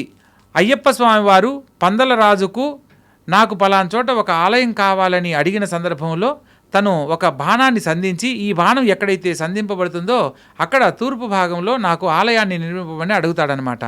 అప్పుడు ఈ సంధించిన బాణం ఈ శరముల గుత్తి దగ్గర పడుతుంది. శరంగుత్తి అనే ప్రదేశంలో ఒక రావి చెట్టుకు ఈ యొక్క బాణం గుచ్చుకోవడం జరిగింది. ఇప్పటికి కూడా మొట్టమొదటిసారిగా వెళ్ళిన అయ్యప్ప స్వామి భక్తులందరూ కన్యస్వామి పేరుతో వెళ్ళే ప్రతి భక్తులు కూడా ఒక బాణాన్ని తీసుకుని వెళ్ళడము, ఈ యొక్క గుత్తి సమూహం, గుత్తి అంటే సమూహం, గుంపు అని వస్తుందన్నమాట. శరము అంటే బాణం, బాణాల గుత్తి, బాణాల సమూహం అని దాని ప్రదేశం అనమాట, ఆ పేరు. సో ఈ కన్యస్వాములకు వెళ్ళిన వాళ్ళు బాణాలు అక్కడ గుచ్చి అక్కడి నుంచి స్వామివారి దర్శనానికి వెళ్ళాలి. అక్కడ నుంచి నేరుగా భస్మక్కులం వెళ్ళాలి. భస్మక్కులం వెళ్ళి అక్కడ స్నానం ఆచరించి ఆ తర్వాత 18 రావాలి. 18 మెట్లు ఎక్కి భస్మక్కులమే ఈ శరణమయ్యప్ప, 18 ఈ శరణమయ్యప్ప, నెయ్యాభిషేక ప్రియనే ఈ శరణమయ్యప్ప, కర్పూర జ్యోతియే ఈ శరణమయ్యప్ప అంటే 18 మెట్లు ఎక్కడం. 18 మెట్లు ఎక్కిన తర్వాత నెయ్యాభిషేక ప్రియుడిని చూడడం. ఆ చూసిన సందర్భంలో ఆ తర్వాత కర్పూర హారతిస్తారు. కర్పూర జ్యోతిగా స్వామిని దర్శించడం, మకర జ్యోతి జ్యోతి స్వరూపుడుగా ఆయన్ని దర్శించిన తర్వాత మకర జ్యోతియే ఈ శరణమయ్యప్ప అని మకర జ్యోతి దర్శనం స్వామివారి గర్భాలయానికి ఆపోజిట్లో పన్నమ్మడ మేడు మీద మన ఈ యొక్క స్వామివారి జ్యోతి దర్శనాన్ని మనం దర్శించడం జరుగుతుంది. ఇది ఈ నియమాన్ని ఎవ్వరూ కూడా ఈ యొక్క శరణఘోష తెలుసుకున్న వాళ్ళు తప్పలేరనమాట. కరెక్ట్గా దాన్ని అనుసరిస్తూ వారు స్వామివారిని దర్శించి విశేషంగా మరలా తిరిగి రావడానికి అవకాశం ఉంటుంది. ఈ ప్రామాణికంగా శరణఘోష చెప్పడం జరిగిందనమాట. అయితే నమస్కార శ్లోకాలలో మనం ఇక్కడ తెలుసుకోవాల్సిన విషయం ఏంటంటే భూతనాథ సదానంద సర్వభూత దయాపర రక్షరక్ష మహాబాహో శాస్తే తుభ్యం నమో నమః అని చదువుతాం. అసలు భూతనాథుడు ఎవరు, హ్మ్. అయ్యప్ప స్వామి ఎవరు, మణికంఠుడు ఎవరు, ధర్మశాస్త్ర ఎవరు అని అయ్యప్ప స్వామి వారి దీక్ష తీసుకున్న ప్రతి ఒక్కరికి ఏర్పడవలసిన సందేహం. అంటే ఇవన్నీ ఒక స్వామికే సంబంధించిన పేర్లుగా అందరము భావిస్తున్నాం కాదా అండి? కాదమ్మా, ఒక్కొక్క అవతారానికి సంబంధించిన పేర్లలో ఏర్పడిన నామం అన్నమాట. ఉదాహరణకు ప్రథమ గణాలకు అధిపతిగా గణపతిని, దేవగణాలకు అధిపతిగా సుబ్రహ్మణ్యేశ్వర స్వామిని, భూతగణాలకు అధిపతిగా భూతనాథుణ్ణి నియమించడం జరిగింది. అయ్యప్ప స్వామి వారి అవతార రహస్యంలో మొట్టమొదటిగా ఆయన పిలువబడిన పేరు భూతనాథుడు. భూతనాథుడు తర్వాత ధర్మశాస్త్రగా అవతరణ జరిగింది. ధర్మశాస్త్ర అవతరణలో ఆయనకు ఇద్దరు భార్యలు, పూర్ణాంబ, పుష్కలాంబ. ఈ ఇద్దరు భార్యలతోటి మనం మీరు ఉదాహరణకు గమనించినట్లయితే అయ్యప్ప స్వామి పేరుతో మనం దీక్షధారణ చేసి అయ్యప్ప స్వామి అష్టోత్తరం చదివిన తర్వాత చివరిలో చదివే ఒక నామం ఏంటంటే ఓం శ్రీ పూర్ణ పుష్కలాంబ సమేత హరిహరపుత్ర ధర్మశాస్త్రే నమః ఇది అయ్యప్ప స్వామి అష్టోత్తర శతనామావళి సంపూర్ణం అని చదువుతాం. ఇక్కడ అయ్యప్ప స్వామి బ్రహ్మచారి అయితే పూర్ణ పుష్కలాంబ సమేత ధర్మశాస్త్రే నమః అనేది ఎందుకు చదవాలి? సో ధర్మశాస్త్ర అవతరణలో మరొక అంశం అయ్యప్ప అన్నమాట. సో అంటే అయ్యప్ప అవతారంలో ఆయనకు వివాహం జరగలేదు, అయ్యప్పకు అవతారంలో వివాహం ఖచ్చితంగా మంచి అన్నాను. అవునమ్మా, మంచి మాట అన్నారు. అయ్యప్ప స్వామిగా ఉన్నప్పుడు ఆయన బ్రహ్మచర్య వ్రత దీక్షలో ఉన్నాడు. మహిషి సంహరణార్థము ఆయన అవతరణ అనేది జరిగింది. మహిషి ఒక వరం కోరుకుంటుంది, ఈ భూమండలం మీద అయోని సంభవుని చేత మాత్రమే, అంటే ఇద్దరు పురుషుల ద్వారా సంగమం కలిగిన ద్వారా నాకు మరణం పొందాలి అని చెప్పి వరం కోరుకుంటుంది బ్రహ్మను. అది విపరీతమైన తపస్సు చేస్తుందమ్మా మహిషి. ఆమె మొదటి అవతారంలో లీలావతి అనే ఒక అద్భుతమైన యువరాణి, చాలా చక్కగా ఉండే యువరాణి. ఆమె శాపగ్రస్తురాలయ్యి రాక్షస జన్మ ఎత్తుతుంది, మహిషిగా జన్మిస్తుంది. ఈ మహిషిగా ఉన్నప్పుడు దేవతలకు సంబంధించిన అంశాలలో విపరీతమైన విద్రోహాలు చర్యలు చేస్తూ ఒక భగవంతుని అంశతో జన్మించిన వారి చేత మరణం పొందాలి. ఆమె కోరుకున్న వరంలో అయితే మరణం అనేది ప్రతి ఒక్కరికి ఖచ్చితంగా జరిగి తీరుతుంది, దీంట్లో మరణం లేకుండా ఉండడం అనేది జరగదు అని చెప్పి బ్రహ్మదేవుడు చెప్పిన సందర్భంలో ఇద్దరు మగవాళ్ళ ద్వారా సంతానం కలిగితే ఆ సంతానం ద్వారా నాకు మరణం కలగాలి అని చెప్పి కోరుకుంటుంది. తదాస్తు అంటాడు బ్రహ్మ, ఆలోచించి తదాస్తు అని అంటాడు. తర్వాత మహిషి గర్వంతో విర్రవీగుతూ స్త్రీ సంయోగం లేకుండా సంతానం ఎలా కలుగుతుంది, సో నేను కోరిన కోరికలో నాకు మరణం లేదు, నేను నీ వై గెలిచాను స్వామి అని చెప్పి బ్రహ్మ ముందు విర్రవిగి గర్వంతో వెళ్ళిపోతుంది అనమాట.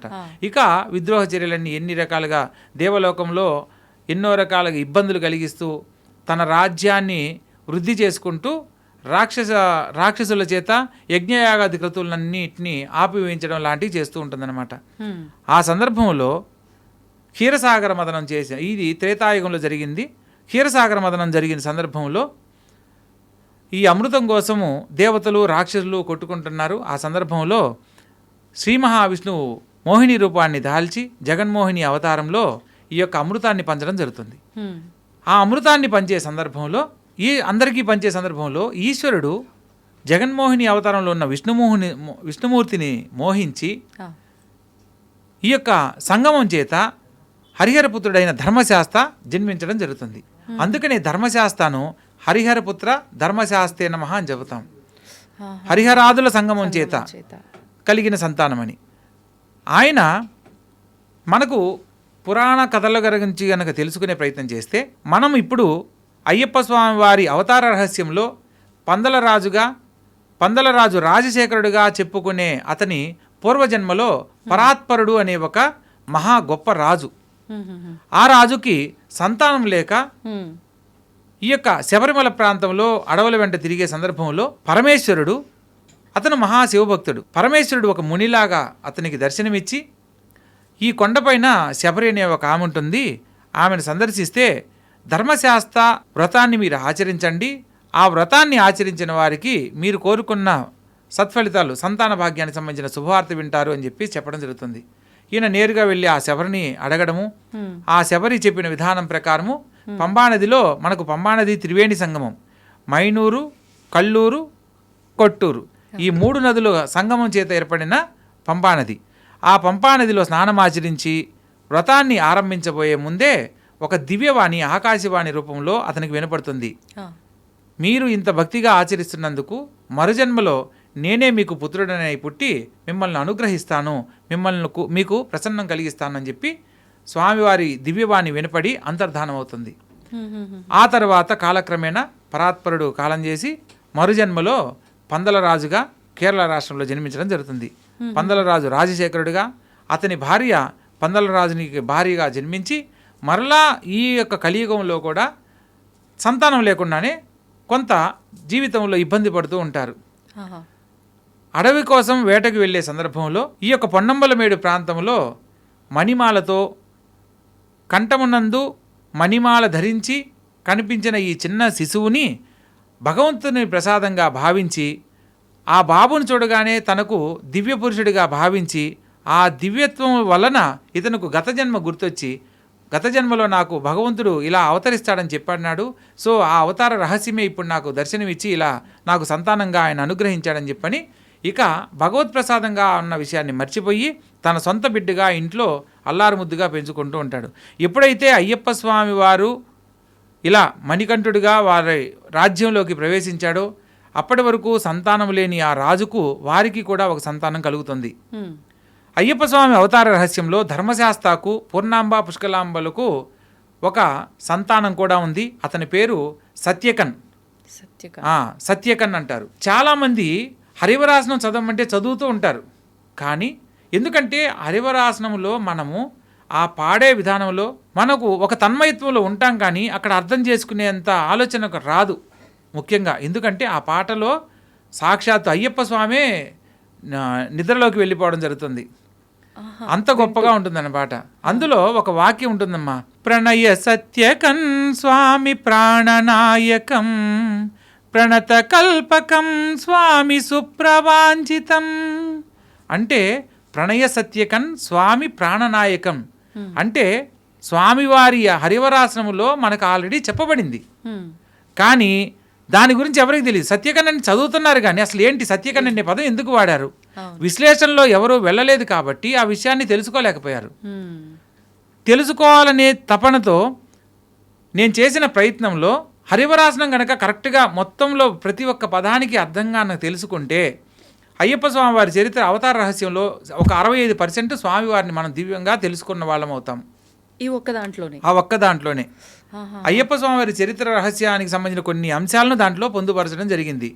ఇప్పుడు ఉదాహరణకు అయ్యప్ప స్వామి వారి వాహనం ఏంటి అని అడిగామనుకోండి, ప్రతి ఒక్కరూ వెంటనే ఆయన్ని ఎక్కువగా పులి మీద చూడడం, అడవికి వెళ్ళేటప్పుడు పులి మీద ఉన్నాడు కాబట్టి అయ్యప్ప స్వామి వాహనం ఏంటంటే పులి పులి పులి అని చెప్పి అంటారు. ఇంకోటి కొన్ని పాటలు కూడా ఏం పాడారు, ఆటవికుడిగా ఉన్నప్పుడు పులి మీద వెళ్ళాడు, అంతేగాని పులి వాహనం కాదు ఆయనకి.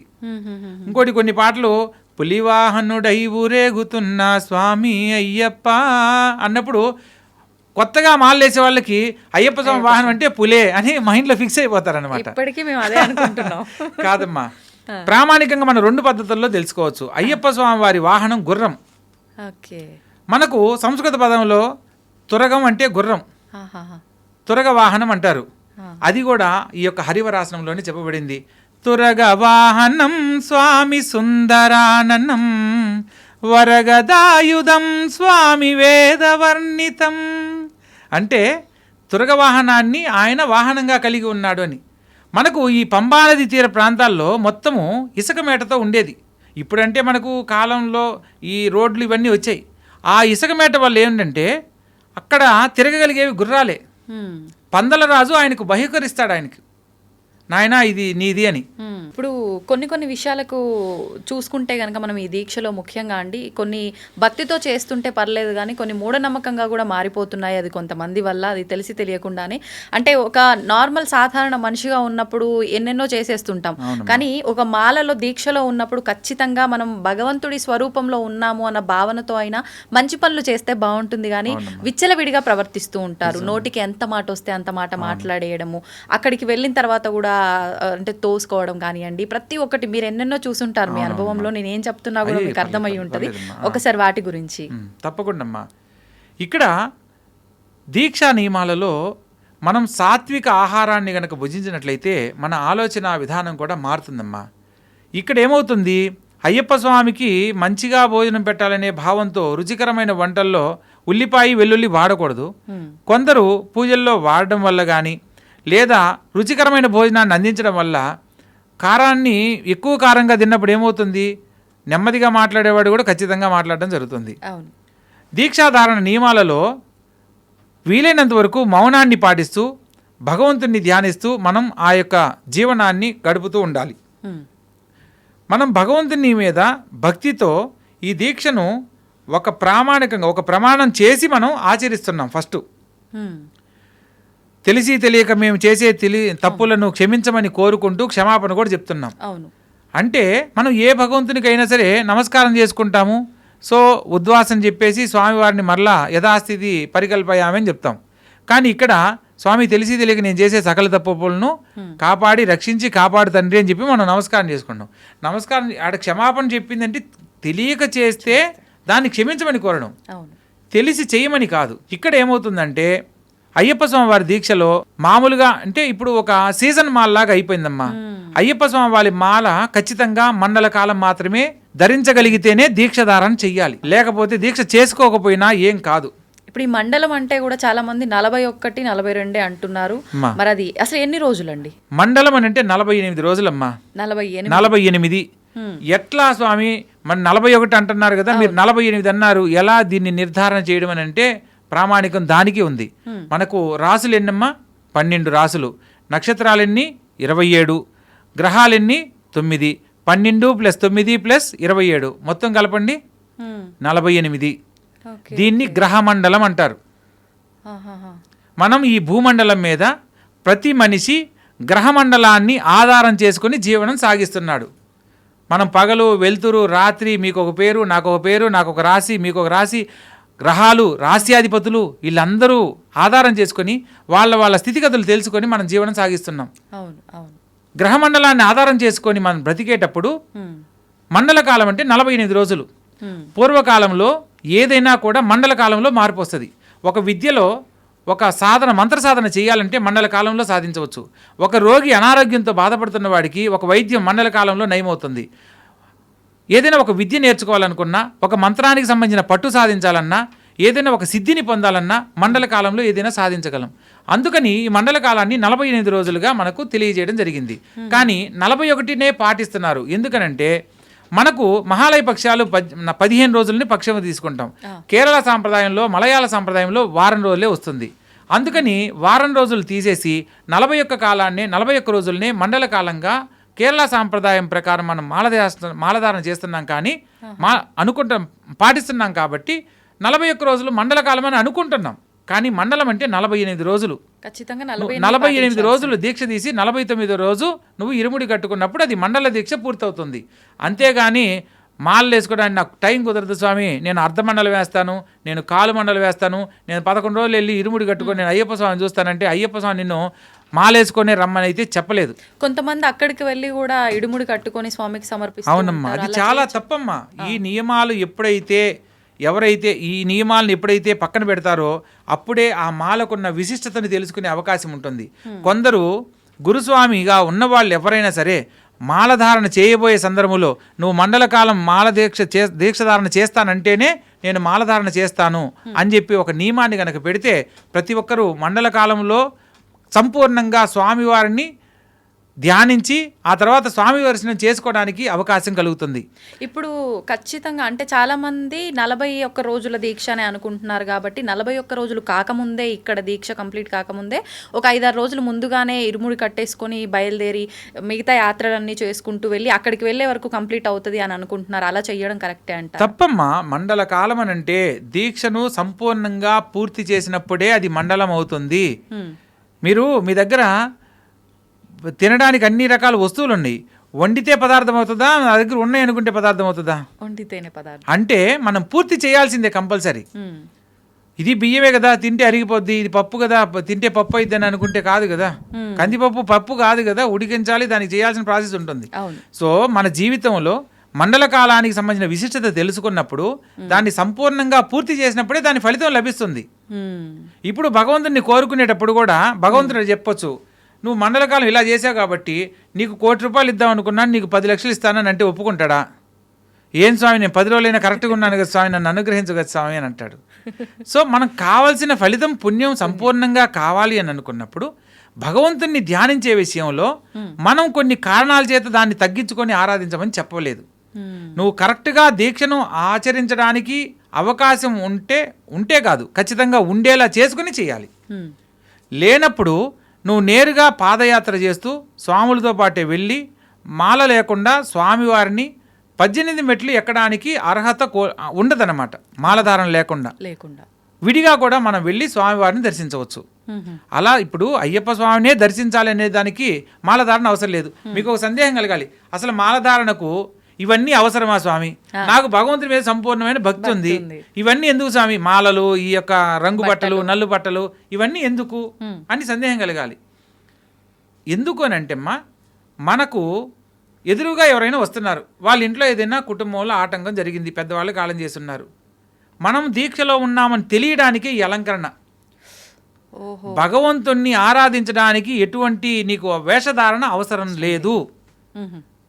మన వాగ్గేయకారులు, త్యాగరాజస్వామి వీళ్ళందరూ ఏ వేషధారణ వేసుకున్నారమ్మా, భగవంతుని మీద భక్తితో పాటలు పాడడం ఒకటే తెలుసు వాళ్ళకి. అన్నమయ్య గారిని తీసుకున్న వీళ్ళు భక్తికి ఏదైనా దాని ముందు ఇంకేది దిగదుడిపి అనమాట. సో ఇవన్నీ అలంకరణలు ఏంటంటే, మనం ఈ సమాజంలో తిరుగుతున్నప్పుడు మనం నిష్టగా ఉన్నాము, మనం ఒక ధ్యానంలో ఒక దీక్షలో ఉన్నామని ఎదుటి వాళ్ళకి తెలియడం కోసం. ఎదుటి వాళ్ళకి ఎందుకు తెలియాలి స్వామి అని అంటే, అవతల వాళ్ళ కుటుంబంలో ఏదన్నా మహిళ కానీ దోషం కానీ ఉన్నప్పుడు మనము ఉదయ సంధ్యాలలో మూడు పూట్ల స్నానం ఆచరిస్తూ భక్తిభావంతో మనం ఒక నియమాన్ని పాటిస్తూ ఉన్నప్పుడు మన వ్రతానికి దీక్షకు ఎటువంటి భంగం కలగకూడదు అని ఉండాలి అని అంటే మనం ఒక ప్రత్యేకతగా కనపడాలి. అందుకోసమే ఇది. అంతేగాని నువ్వు ప్రజెంటేషన్కు అయితే కాదు. ఎదుటి వాళ్లకు తెలియడం వల్ల అవతల వాళ్ళల్లో ఏదైనా పొరపాటు ఉందనుకోండి, ఓకే మనం ఇప్పుడు స్వామి దీక్షలో ఉన్నాడు కాబట్టి ఇప్పుడు మనం వాళ్ళతో మాట్లాడకూడదు అని చెప్పి వాళ్ళు పక్కకి వెళ్ళిపోవచ్చు, లేదా ఏదైనా విషయం మనతో డిస్కస్ చేయకపోవడం జరుగుతుంది. ఎందుకంటే అందుకనే మితంగా మాట్లాడాలి, మితంగా భోంచేయాలి అనేది మనకు దీక్షా నియమాల్లో ప్రధానంగా చెప్పారు. మనం జనరల్గా మాట్లాడుతున్నట్టు వెళ్ళి మామూలుగా మాట్లాడేటప్పుడు కొన్ని విషయాలు అవతల వాళ్ళ దగ్గర తెలుసుకునే అవకాశం ఉంటుంది. మనం భగవంతుని యొక్క భక్తితో నామస్మరణ చేస్తూ ఉన్న సందర్భంలో మనకు మిగతా విషయాలతో మనకు పని లేదు.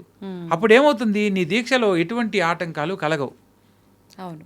సో ఇక్కడ అయ్యప్ప స్వామి వారి దీక్షా నియమాలలో ప్రధానంగా పాటించవలసింది ఇవన్నీ వేషధారణలన్నీ కూడా కొన్ని ప్రామాణికంగా మన దీక్ష పూర్తయ్యేంత వరకు ఆటంకం కలగకుండా ఉండడానికి చెప్పడానికి ఒక సాంప్రదాయం మాత్రమే.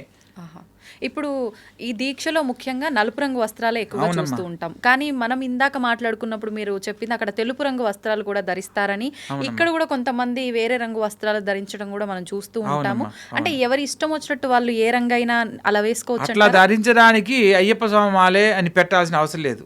ఇక్కడ ఫస్ట్ అసలు ఈ దీక్షా నియమాలలో ఎంతమంది దేవుళ్ళున్నా ప్రామాణికంగా మొట్టమొదటిగా ఒక దీక్ష అనేది ప్రారంభమైంది అయ్యప్ప స్వామి వారి దీక్షకు సంబంధించింది. నల్ల బట్టలు ధరించే సాంప్రదాయం అక్కడి నుంచి వచ్చింది. ఆ తర్వాత ఇప్పుడు వెంకటేశ్వర స్వామి మాల, అమ్మవారి మాల, శివుడి మాల, వెంకయ్య స్వామి మాల, రకరకాలు ఏ దేవుడికి ఆ మాలలో పెట్టారు. ప్రతి దేవుడికి ఇరుముడి సాంప్రదాయం పెట్టారు. అది చాలా తప్పు. లేదు, ఇరుముడి సాంప్రదాయం అనేది అయ్యప్ప స్వామి వారి కథలో చెప్పబడిన ఒక అంశం మాత్రమే. ఈ యొక్క ఇప్పుడు అలాగే ప్రతి దేవుడికి ఒక్కొక్క మాల వేస్తున్నారు, అక్కడికి కూడా ఇరుముడి కట్టుకొని వెళ్తున్నారు. సో ఇరుముడి సాంప్రదాయంలో ఉన్న ఆంతర్యం ఏంటి తెలియాలి కదా. ఫస్ట్ మనం ఇరుముడిలో టెంకాయలో నేతిని పోస్తాం, దాని అంతా ఆంతర్యం ఏంటి? మనం మండల దీక్ష పూర్తయిన తర్వాత ఈ యొక్క ఇరుముడిలో నేతిని నింపి స్వామివారికి, అయ్యప్ప స్వామి నెయ్యాభిషేక ప్రియుడు, నెయ్యాభిషేక ప్రియనే శరణమయ్యప్ప అంటాం.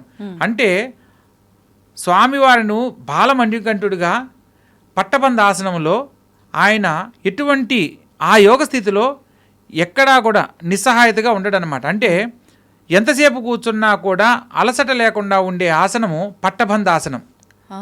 మామూలుగా మనం ఇట్లా కాళ్ళు దొంతి కూర్చున్నప్పుడు ఆటోమేటిక్గా ఓపెన్ అయిపోతాయి, అంటే విడిపోతాయి, ఇట్లా ఫ్రీ అయిపోతాం. పద్మాసనం వేసుకొని ఎక్కువసేపు కూర్చోలేం. అటువంటప్పుడు పట్టబంధాసనం అంటే ఇలా దొంతి కూర్చున్నప్పుడు కాళ్ళకి ఒక పట్టబంధం ఉంటుందన్నమాట. అది ఆ మోకాళ్ళ దగ్గర అది కట్టినప్పుడు కాళ్ళు విడిపోవు, నువ్వు అలా ఎంతసేపు అయినా కూర్చోగలవు.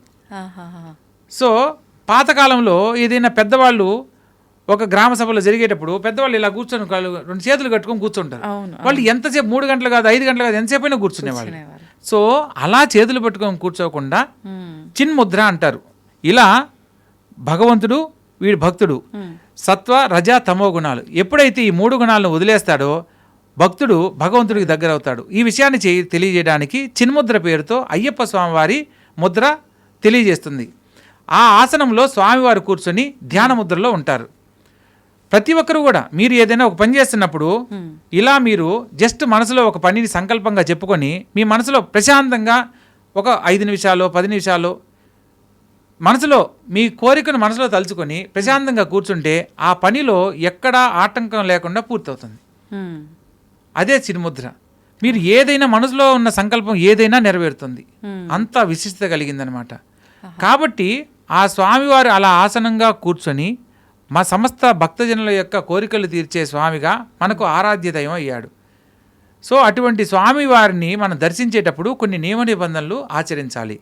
ఇక్కడ స్త్రీని కూడా మనకు 12 ఏళ్ల లోపల అదే తను యుక్త వయసుకు రాకముందు లేదా పీరియాడిక్ ఇష్యూ అంటే మెచ్యూరిటీ అనేది తనలో ఈ ఋతుస్రావం అనేది ఆగిపోయిన తర్వాత మాత్రమే భగవంతుని దర్శించడానికి అవకాశం ఉంది అని ఒక నియమం కూడా చెప్పబడింది. ఎందుకంటే అయ్యప్ప స్వామి వారు ధ్యానముద్రలో ఉంటారు. ఈ యొక్క ధ్యానంలో ఉన్నప్పుడు బ్రహ్మచర్య వ్రత దీక్షలో మైల అనే దాని వల్ల తపోభంగం కలుగుతుంది.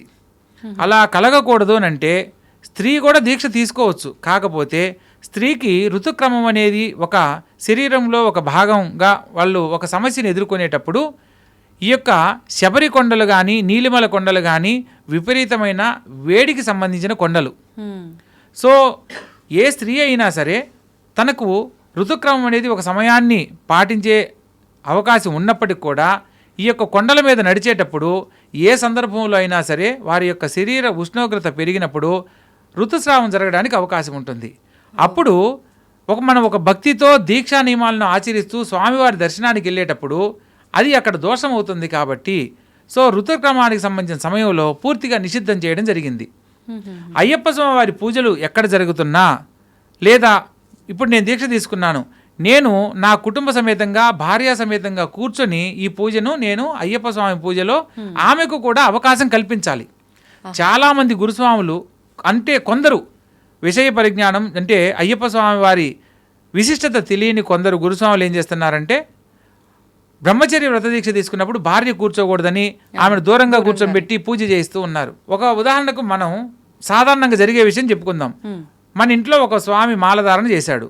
ఆ స్వామికి ఉదయాన్నే పూజ చేసుకోవాలంటే ఇల్లు శుభ్రపరచుకోవాలంటే ఆ ఇంటి ఇల్లాలు ఉన్నవాళ్ళు చేయాలి, స్త్రీ చేయాలి. వండి పెట్టాలంటే నైవేద్యం చేయాలంటే స్త్రీ కావాలి, లేదా మధ్యాహ్నం భోజనం కావాలంటే స్త్రీ చేయాలి. తనకి ఏం కావాలన్నా పూజకు సంబంధించిన వస్తువులు కానీ ఇంటిని శుభ్రపరుస్తూ ఇతను మండల కాలం ఉంటే మండల కాలం నువ్వు తలస్నానం చేసేదానికి నువ్వు దీక్ష తీసుకున్నావు. కానీ ఆమె నీకోసం తలస్నానం చేసి ఇంటిని శుభ్రపరిచి రెడీ చేయాలి. ఆమె ఏ దీక్ష తీసుకోకపోయినా ఇంట్లో నీకోసం అన్ని చేస్తున్నప్పుడు శబరిమల కొండను దర్శించే అవకాశం ప్రస్తుతం లేనప్పుడు పూజలు కూర్చునే అవకాశం కల్పించాలనేది మనకు శాస్త్రంలో చెప్పబడింది. సతీ సమేతంగా కూర్చొని చేస్తేనే అతనికి యాత్రా ఫలితము దీక్షా ఫలితం ఖచ్చితంగా లభిస్తాయి. అంతేగాని ఆమెను సపరేట్గా పెట్టి నువ్వు ఇక్కడ పూజ చేసి ఘనంగా నువ్వు 1,00,000 రూపాయలు 10 లక్షలు ఖర్చు పెట్టి పూజ చేసి నేను అంత గొప్పగా చేశాను 1000 మందికి భోజనం పెట్టానంటే ఒక్కరికి పెట్టిన ఫలితం కూడా లభించదు. మనకు స్త్రీ ధర్మాలు కూడా వివరంగా చెప్పబడ్డాయమ్మా. మనువు స్త్రీ ధర్మాల గురించి తెలియజేశాడు.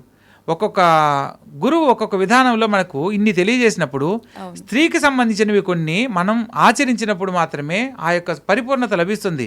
రాములు వారు యాగం చేయడానికి సీతాదేవి దంపసమేతంగా చేయవలసిన యాగానికి ఆమె లేదనంటే బంగారంతో ఆమెను తయారు చేసి ఆ యాగాన్ని పూర్తి చేయడం జరిగింది. అంటే కొన్ని గృహస్థ ధర్మాలు ఆచరించేటప్పుడు భార్యా సమేతనే చేయాలనే శాస్త్రమే చెప్పినప్పుడు నువ్వు అవి లేకుండా చేసుకున్న ఏ దీక్షకు ఫలితం ఉండదు. సో ఇలా మనం తెలుసుకున్న ప్రతి ఒక్క అంశాన్ని పూర్తిగా తెలుసుకొని ఆచరించాలి. ఎవరో కొందరు గురుస్వాములు ఉంటారమ్మా, 5వసారికి నేను గురుస్వామిని అయ్యాను అని అనుకుంటే గురుస్వామి కాడు. ఇక్కడ అయ్యప్ప స్వామి దీక్ష తీసుకునే వాళ్ళకి ఒక్కొక్కరికి ఒక్కొక్క పేరు ఉంటుంది. 12 ఏళ్ల లోపల 11 ఏళ్ల లోపల కనుక దీక్ష ధారణ చేసిన మగపిల్ల వాళ్ళను మణికంఠ స్వామి అని అంటారు. ఆడపిల్లలు కనుక వేస్తే కూచి స్వామి అని అంటారు 12 ఏళ్ల లోపున్న ఆడపిల్లలను. అదేవిధంగా మొదటిసారి దీక్ష తీసుకున్న వాళ్ళను యుక్త వయసులో ఉంటే కన్యాస్వామి అని అంటారు. కన్యాస్వామి అంటే మొట్టమొదటి స్వామి. అయ్యప్ప స్వామి వారి దీక్షలలో నువ్వు 30 సార్లు వెళ్ళిన వాడి కంటే కూడా మొదటిసారి దీక్ష తీసుకున్న వాడికి ఎక్కువ ప్రాధాన్యత ఉంటుంది. ఎందుకనండి? అయ్యప్ప స్వామి వారికి చరిత్రలో మనకు కన్యాస్వామికి చాలా విశిష్టత కలిగినట్లు చరిత్రలో చెప్పబడింది. సాక్షాత్తు ఎప్పుడైతే మహిషి సంహారం జరిగిందో ఆ సందర్భంలో ఆమె శాప విమోచనం చెంది పుణ్యస్త్రీగా పూర్వజన్మలో లీలావతిగా ఆమె పూర్వరూపాన్ని దాల్చుతుంది. అమిత సౌందర్యవతి. అయ్యప్ప స్వామిని చూసి ఆమె మోహిస్తుంది. మోహించే సందర్భంలో అయ్యప్ప స్వామి ఏమంటారు, నేను మిమ్మల్ని పరిణయం ఆడాలనుకుంటున్నానని చెప్పి ఆ తల్లి అడిగినప్పుడు అయ్యప్ప స్వామి చెప్తారు, త్రిమూర్తుల యొక్క భార్య అంశలో మీరు జన్మించారమ్మా, మీరు నాకు మాతృ సమానులు అవుతారు, అది తగని పని అని చెప్పేసి చెప్పడం జరుగుతుంది. అయినా కూడా ఆమె కోరిక కొరకు, అంటే ఎన్నో భక్తులు ఏది కోరినా అనుగ్రహిస్తాడు అనేది ఈయనకున్న పేరులో ఆమె కోరిన కోరికకు అయితే ఒక షరతు మీద చెప్తాడు. ఎప్పుడైతే కన్యస్వాములు రాకుండా ఉంటారో అప్పుడు మాత్రమే నేను నిన్ను పరిణయం ఆడతానని చెప్పి చెప్పడం జరుగుతుంది. అంటే కన్యస్వాములు ఎప్పుడైతే రాకుండా ఉంటారో అప్పుడు పెళ్లి చేసుకుంటానన్నాడు కదా అని చెప్పి యాక్సెప్ట్ చేయడం, అంటే ఒప్పుకోవడం జరుగుతుంది. కన్యస్వాములుగా అయితే దీనికి ప్రామాణికం మనం ఎలా తెలుసుకోవచ్చు అంటే, అలుదా నది అలుదామేడు కళ్యాణంకుండ్రు మహిషి అక్కడ మోక్ష ప్రాప్తిని పొందింది ఎప్పుడైతే ఈ విషయాన్ని తెలుసుకుందో. ఈ కళ్యాణంకుండ్రు అనే ప్రదేశంలో, కళ్యాణం అంటే కళ్ళు అంటే రాయి, అక్కడ రాయిని తీసుకుని వచ్చి ఎక్కడైతే మహిషి సంహరించబడిందో ఆ ప్రదేశంలో ఆ రాయిని పెట్టాలి. ప్రామాణికంగా వచ్చిన సాంప్రదాయం ఇది. ప్రస్తుత కాలంలో అందరూ పెద్ద పాదం వెళ్ళడానికి కుదరదు. ఇది పెద్ద పాదంలో వెళ్ళే వాళ్ళకే తెలుస్తుంది. చిన్న పాదం అంటే పంబా నది నుంచి వెళ్ళే దారిని చిన్న పాదం అంటారు. సో ఈ చిన్న పాదంలో వెళ్ళే వాళ్ళు ఎరిమేళ్ళలో నాట్యమాడి పేటతుల్లాడి, సో మనం ఇక్కడ ఇది కూడా మరొక అంశంలో చెప్పుకుందామమ్మా, పేటతుల్లి అని అంటారు. మహిషి సంహారం జరిగిన వేడుకను ఆటవికులందరూ, అంటే మహిషి చచ్చిపోయింది ఇంకా మనం సంతోషంగా ఉండొచ్చని ఆటవిక వేషధారణలో వాళ్ళు ఒక పండుగ చేసుకుంటారు. అయ్యప్ప స్వాములుగా వెళ్ళిన వాళ్ళందరూ కూడా ఈ ఎరిమేలి ప్రాంతంలో ఆటవికులుగా వాళ్ళు వేషధారణ చేసుకుని నాట్యం ఆడుతూ ఈ యొక్క పాదయాత్ర ప్రారంభిస్తారు స్నానమాచరించి. సో ఈ సాంప్రదాయంలో ఆమె చనిపోయిన ప్రదేశంలో ఈ యొక్క రాయిని తీసుకుపోయి అక్కడ పెడితే ఆమె మరలా ఆ రాక్షస జన్మ మరలా జన్మించదు అని చెప్పడానికి రాళ్లను అక్కడ వదిలిపెట్టాలని చెప్పి అన్నారు. కానీ చిన్న పాదంలో వెళ్ళేటప్పుడు కన్యస్వామిగా వెళ్ళిన వాళ్ళు అయ్యప్ప స్వామి బాణాన్ని సంధించి, మణికంఠుడిగా బాణాన్ని సంధించి శరంగుత్తి ఉన్న చోట శబరిమలను దర్శించమని అక్కడ ఆలయ కట్టమని చెప్పాడు. కాబట్టి ఒక్కొక్క కన్యస్వామిగా ఉన్న వాళ్ళు ఒక బాణాన్ని కడతారు ఆ ఆటవికుడిగా ఉన్నప్పుడు. ఆ బాణాన్ని తీసుకొచ్చి శరంగుత్తిలో మనం ఏర్పాటు చేస్తే వాళ్ళు మొట్టమొదటిసారి వచ్చి స్వామివారిని దర్శించుకున్నట్టు. సో అంటే కన్యస్వాములు వచ్చారు రాలేదని తెలియడానికి ఒక సాంప్రదాయం. అలా చేస్తేనే అలా కన్యస్వాములు మాత్రమే ఆడ బాణాలు గుస్తారు, ఇంకెవరు రెండోసారి మూడోసారి వాళ్ళు చేయడానికి లేదు. ఇప్పుడు వెళ్ళిన ప్రతి కన్యస్వామి అలా చేస్తున్నారు, ప్రతి స్వామి అలా చేస్తారు, చెయ్యాలి, అది అందుకే అంటే ఒక దగ్గర 10 మంది చేరి అయ్యప్ప స్వామి దీక్ష తీసుకున్నారంటే ఖచ్చితంగా ఒక కన్యస్వామి ఉండాలని ఆలోచిస్తూ ఉంటారు ఎక్కువగా. ఇది దాని వెనుకున్న ఆంతర్యం ఇదే. అయితే ఇక్కడ కన్యస్వాములు మనం ఫస్ట్ లో చెప్పుకున్నప్పుడు కన్యస్వామి ఎక్కువ కష్టాలు పడతాడనే విషయం కూడా చర్చుకున్నాం. ఎందుకనంటే ఇలా కన్యస్వామి రావడం వల్ల మనకు మకర విలకు, అంటే ఈ మకర జ్యోతి దర్శనంలో స్వామివారి జ్యోతి దర్శనం అయిపోయిన తర్వాత 3 రోజులు అమ్మవారిని వేడుకగా అలంకరించి మంజుమాతగా అమ్మవారిని పిలుస్తారు. మాలిగై బురత్తమ్మ అంటారు. ఆ అమ్మవారిని ఆ ఏనుగు అంబారి మీద కూర్చోబెట్టి పెళ్లి కూతురులాగా అలంకరించి ఈ యొక్క శరంగుత్తి దగ్గరికి తీసుకొస్తారు. తీసుకొచ్చినప్పుడు ఎప్పుడైతే కన్యస్వాములు రారో అప్పుడు నేను నిన్ను పెళ్ళాడతాను అన్నాడు కదా. సో స్వామి అమ్మవారిని ఇక్కడికి తీసుకొచ్చినప్పుడు ఈ బాణాలు గుర్తిని చూసి ఆమె కోపోద్రిక్తురాలవుతుంది. ఆ అమ్మవారి రూపంలో ఉన్న ఏదైతే విగ్రహం ఉందో ఆ విగ్రహంలో ఉన్న ఆత్మ ఏనుగులోకి ఆవహించి ఏనుగు కళ్ళు ఎర్రగా మారడము, ఆ సందర్భంలో ఆ బాణాల గుంపునంతా చెల్లాచెదరు చేయడం జరుగుతుంది. అలా చెల్లాచెదరు చేయడం వల్ల దానిలో ఉన్న ఆంతర్యం ఏంటంటే, ఈ కన్యస్వాములు రావడం వల్లే కదా నా పెళ్లి మరలా సంవత్సరానికి వాయిదా పడింది. సో అందుకని ఈ కన్యస్వాముల యొక్క వ్రతభంగాన్ని కలిగించాలని ఆమె భీష్మించుకున్నది. ఎవరైతే కన్యస్వామిగా ఉంటారో వాళ్ళ ఆలోచనలను తప్పుదోవ పట్టేలా చేస్తుంది. అంటే ఇప్పుడు నేల మీద పడుకోవాలి, సో వాడికి అవకాశం లేక మంచం మీద పడుకునేటట్టు చేయడం, లేదా వాళ్ళ మనసులో స్త్రీ అనే ఆలోచన రాకూడదు, స్త్రీ గురించి చెడుగా ఆలోచన రాకూడదు, కానీ యుక్త వయసులో ఉన్నప్పుడు వాళ్ళ మీద ఆలోచన కలిగేలా చేయడం. ఆలోచన కలిగేటప్పుడు ఏమవుతుంది, మధ్యలో వ్రతాన్ని ఆపేయచ్చు, వాడు ఏదైనా నిర్ణయం తీసుకోవచ్చు. సో ఇటువంటి ఆలోచన గురుస్వామి ఆధ్వర్యంలోనే నిద్రించాలి అని చెప్పేసి చెప్పిన నియమం కూడా అదే. గురుస్వామి పక్కన ఉన్నాడు అనుకోండి, ఇవన్నీ ఆలోచనలు కలగవు, పక్కన గురువు ఉన్నాడని, ఒంటరిగా ఉండకూడదని చెప్పేది అందుకే అనమాట కన్యస్వాములను. సో కన్యస్వాములు ఆచరించాల్సిన విధానాలను కొన్ని తెలియజేయడం జరిగింది. ఇప్పుడు ఆలోచనలు మాత్రమేనా, ప్రమాదాలు కూడా జరుగుతూ ఉంటాయా ఇటువంటి ప్రమాదాలు అంటే అవి వాళ్ళు చేసిన కొన్ని పరిస్థితుల కారణంగా జరుగుతాయి, కానీ భగవంతుణ్ణి ఆరాధిస్తే మరణమే సంభవిస్తుందంటే ఎవరు మాలల జోలికి కూడా వెళ్ళరమ్మా. నేను పలానా చోటికి మొక్కున్నాను, పోయాను, అట్లా వెళ్ళిన దగ్గర నుంచి నాకు బాగలేదని అంటారు. అది మీరు చేసిన పొరపాటు వల్ల జరిగింది, కానీ అయ్యప్ప స్వామి వాళ్ళ దీక్ష వల్ల కాదు. ఇప్పుడు దీక్షా నియమాలలో మనం తప్పు చేస్తున్నప్పుడు మనకు ప్రతి విషయం మన మనసు చెప్తూనే ఉంటుంది, అరే నువ్వు ఇలా చేయడం తప్పు రా అని. అప్పుడే నిర్ణయం తీసుకున్నప్పుడు ఆ సమస్య నుంచి బయటపడే మార్గం కూడా ఉంటుంది. అరే నేను ఇలా చేయకూడదని చెప్పి భగవంతుని ఆలయానికి వెళ్ళడమో, లేదా గురువు దగ్గరికి వెళ్ళి కొన్ని విషయాలు తెలుసుకునే ప్రయత్నం చేయడమో, లేదా స్వామివారి శరణఘోష కంటిన్యూ చదువుకుంటడమో కనుక చేస్తే ఏదైతే చెడు ఆలోచన ఉందో దాన్ని పోగొట్టుకునే అవకాశం కూడా ఉంటుందన్నమాట. సో ఇట్లా మనం ఒక్కొక్క అంశంలో స్వామివారి అవతార రహస్యాన్ని తెలుసుకుంటే మనం ఇంకా తెలుసుకోవాల్సింది ఇంత ఉందా అనేది అనిపిస్తుందమ్మా. ఎవరు కూడా నేను గురుస్వామి అని చెప్పుకోడు. ఎందుకంటే అయ్యప్ప స్వామి వారి మాలధారణలో కరెక్ట్గా నియమాలను మనం పాటిస్తే మనకు కావలసిన అన్ని రకాల సకల భోగభాగ్యాలను అష్టైశ్వర్యాలను ఆయన ఇస్తాడు. అయ్యప్ప స్వామి వారి దీక్షలో నువ్వు తెలిసి తెలియక చేసినా కూడా ఆయన అనుగ్రహిస్తాడు. కానీ ఇంకా ఖచ్చితంగా కొన్ని నియమాల ప్రకారం కనుక ఆచరిస్తే మన జీవితంలో మన వంశానికి సంబంధించి ఆ తరతరాలు కూడా చరిత్రకు సంబంధించిన అంశాలలో ఎక్కడా పొరపాట్లు జరగవు. ఆ స్వామివారి విశిష్టత భావితరాలకు కూడా అందించిన వాళ్ళం అవుతాం. ఈరోజు మనం ఒక్కొక్క గురువు చేసే తప్పు వల్ల ఏమవుతుందంటే అదే నియమంగా మారి తర్వాత అది ఆచరణకు సంబంధించిన పూర్తి విషయాలన్నింటినీ మర్చిపోవడానికి, తెలియకపోవడానికి కారణమవుతుంది. అవునండి, అవును, వాస్తవం. నిజంగానే మీరు చెప్పింది వాస్తవం. అంటే ఒక ఆచారాన్ని ఒకరు ఒక రకంగా మార్చేసేసరికి ఇంకా ఇదే ఆచారమేమో అనే ధోరణిలో అంతా కూడా వ్యవహారం జరిగిపోతూ ఉంటుంది, ముందుకెళ్తూ ఉంటుంది. అదేవిధంగా చాలా సంతోషంగా ఉందండి. చాలా చాలా సందేహాలన్నీ కూడా నివృత్తి చేయడం జరిగింది మీరు. అంటే మీరు ముందరే అన్నట్టుగా మీ 31 సంవత్సరాల దీక్ష అనుభవంలో నిజంగా మీరు చాలా తెలుసుకున్నారు. అవన్నీ కూడా కొంతవరకే మాకు తెలియజేశారని అనిపిస్తోంది. మరొక మంచి ఎపిసోడ్లో మరిన్ని విషయాలు మీతో మాట్లాడాలని కోరుకుంటున్నానండి. ధన్యవాదాలు. శుభస్య శీఘ్రం, శుభం భూయాత్.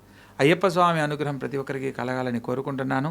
ఇక్కడ అయ్యప్ప స్వామి వారి దీక్షలో చివరిగా తెలియజేయాల్సిన విషయం ఏంటంటే, చాలామంది కన్యాస్వాములను కొద్దిగా ఇబ్బంది పెట్టడం, భోజన సమయంలో మీరు ఇంతే తినాలి, పెట్టినంత తినాలని ఇబ్బంది పెడుతూ ఉంటారు. కొందరు గురుస్వాములు అంటే మీరు చెప్పేది నేనేది నాకు తెలుసు నియమాలు అని కన్యస్వాములు గురువుల్ని మాట్లాడడం అనేది చేయకూడదు. దీనికి ఒక చిన్న పాట రూపంలో కూడా చెప్పడం జరిగింది.